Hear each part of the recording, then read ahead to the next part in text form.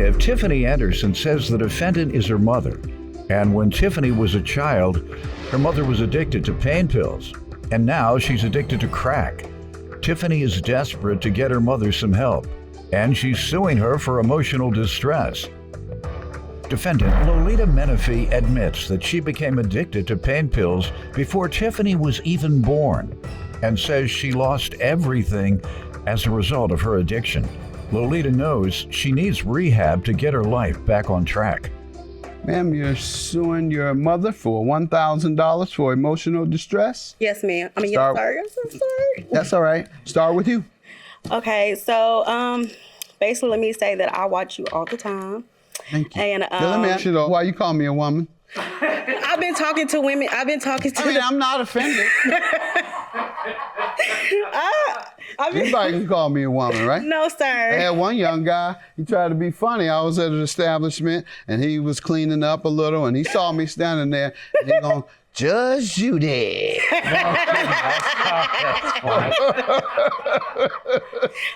All right. So tell me about your relationship over the years with your mom.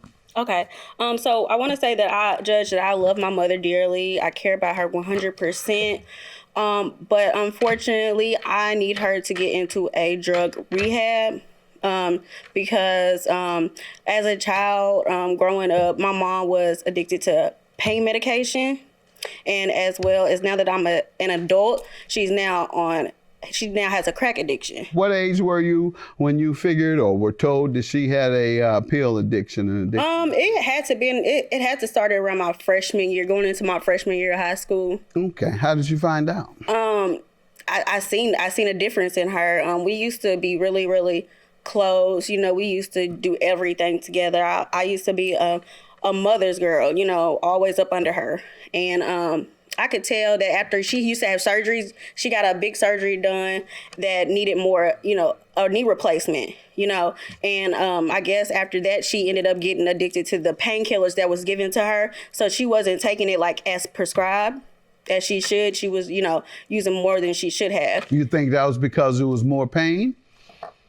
Or because more desire to have that feeling? Well, I feel like it was more about the pain too, but also maybe the high as well, And also, now that I'm an adult, 3 years ago, when I had my child in 2017, she started hanging out with the wrong crowd, and then that's when the crack addiction started. She stopped with the pain medications and everything like that, but now it turned into a crack addiction. And I just need her to, I'm begging you to just get her into a rehab because if not, I'm going to have to cut her off. I'm going to have to let it go because I've been going through this for too long. It's such a burden on me. It's a lot, and a couple examples that I have is, at one point in time, one day we were driving and she was under, the medications and she was driving on the opposite side of the road. And also, it was a time that I was like, okay, I'm about to see how this feels. I started selling her medications. I ended up getting addicted to the pain medication. And when I was addicted to the pain medicine, I was always having seizures back to back to back. I probably had like 10 seizures. 10 seizures. And did you go and get help? Well, actually, what made me realize that I needed to stop what I was doing, I ended up going into a coma for 2 days. Wow. And I knew right then and there that I could have lost my life. I could have been dead, but God, I guess, found a purpose in my life and now I'm here, Okay. How did you find out? I seen a difference in her. We used to be really, really close. We used to do everything together. I used to be a mother's girl, always up under her. Plaintiff Tiffany Anderson says her mother, the defendant, has been addicted to pain pills as long as she can remember. And now she's addicted to crack cocaine. All right. You want to give me some background, ma'am? Hi. I totally agree with her. Yes, I need to be in rehab. Good. My addiction started a long time before she was even born. I had surgery. I had a gastric bypass 26 years ago. And from then on, I kept having different surgeries. And even to right now, I need that knee replaced again. And then my dad died, so the pill addiction became more and more you know. And 3 years ago, when her son was born, I met this lady in the hospital. And I don't have friends. I don't hang out with people or anything like that. And this particular girl, we conversated, and I started hanging around with her. And that caused me to start, well, I did it. I started using the cocaine.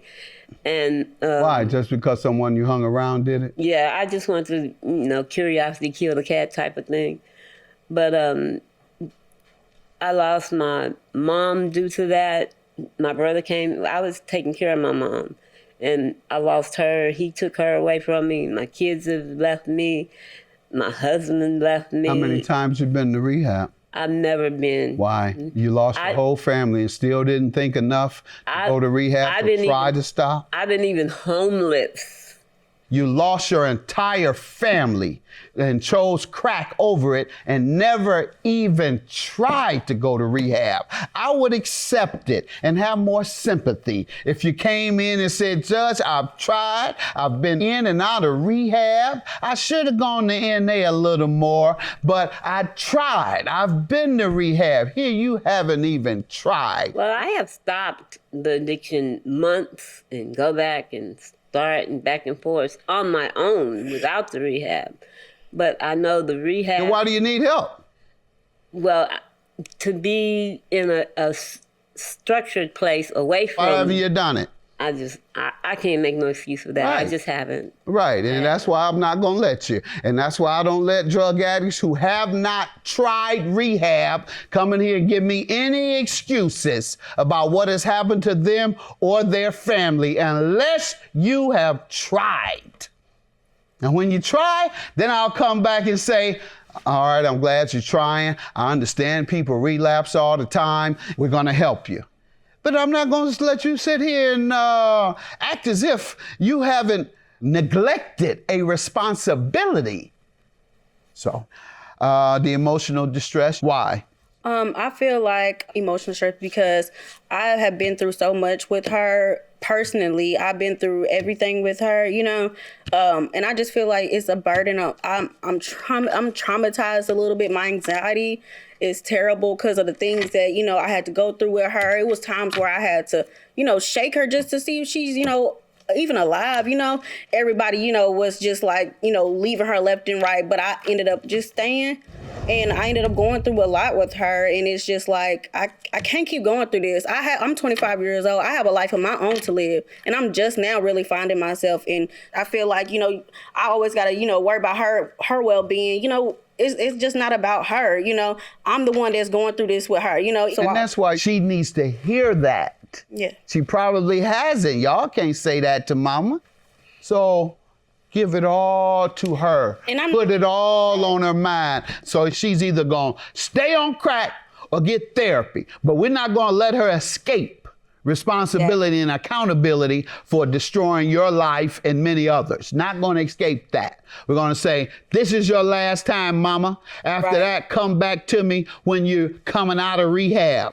Exactly. And also, I'm going to support her 100%, when she goes to rehab. I'm not going to just let her go. You know what I'm saying? Yep. But enough is enough. Yep.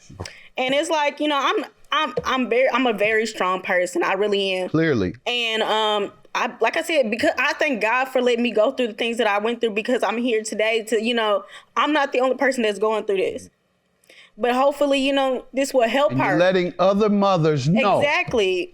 That this is the result, because nobody's told you, mama, enough or clearly enough. But Judge Mathis is going to give it to you.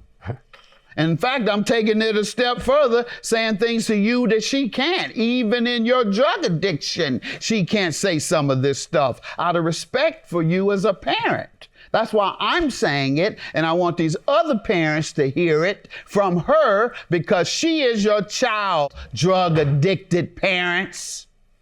This is what your child feels and can't tell you.